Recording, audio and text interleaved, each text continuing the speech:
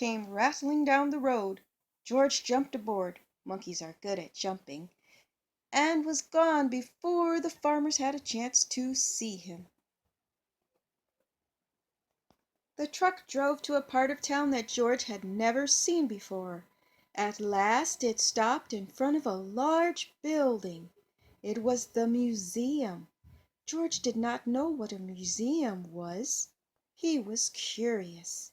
While the guard was busy reading his paper, George slipped inside. He walked up the steps and into a room full of all sorts of animals. At first George was scared, but then he noticed that they did not move. They were not alive. They were stuffed animals put into the museum so that everybody could get a good look at them. In the next room George saw something so enormous it took his breath away. It was a dinosaur. George was not scared this time. He knew it was not real. He looked at the dinosaur and then at the baby dinosaur. And then he saw the palm tree full of nuts. Suddenly he felt very hungry. He had missed lunch that day. He would climb up and just then he heard footsteps. He had to hide again. But where? A family came in to take a look at the dinosaur. They paid no attention to the little monkey who was standing there. The monkey did not move. He stood so still they thought he was just another stuffed animal. George was glad when they were gone. Now he could pick the nuts. He climbed up the dinosaur's neck and started to pull, but the nuts would not come off. George did not know they were not real either. He pulled harder and harder. The tree began to sway. Down came the tree on Dinosaur's head. Down came the dinosaur, and down came George.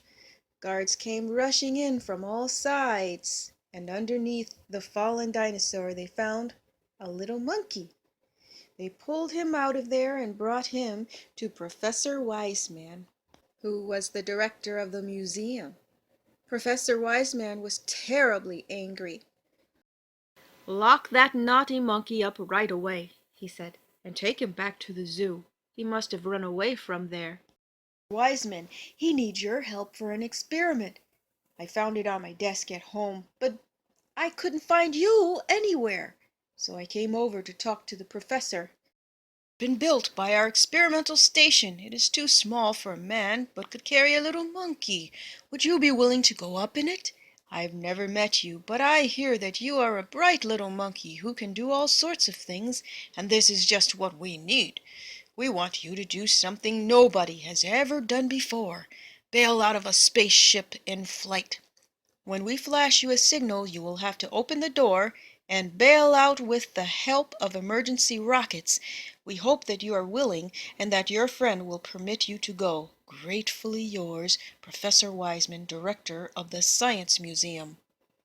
So you are George, Professor Wiseman said. If I had only known. Of course everything will be forgiven if you are willing to go. They got the smaller size spacesuit for George and all the other things he needed for the flight. Then they helped him put it on, showed him how to use them. Already a truck drove up with a special television screen mounted on it to watch the flight. They all got on and were off to the launching site. They checked all the controls of the spaceship, especially the lever that opened the door. George tried it too. The great moment had come. George waved goodbye and went aboard. The door was closed. Professor Wiseman began to count. 5, 4, 3, 2, 1. Go! He pressed the button and the ship rose into the air, slowly first, and then faster and faster, and higher, until they could no longer see it in the sky. But on the screen they saw George clearly all the time. Now the moment had come for George to bail out. Professor Wiseman flashed the signal.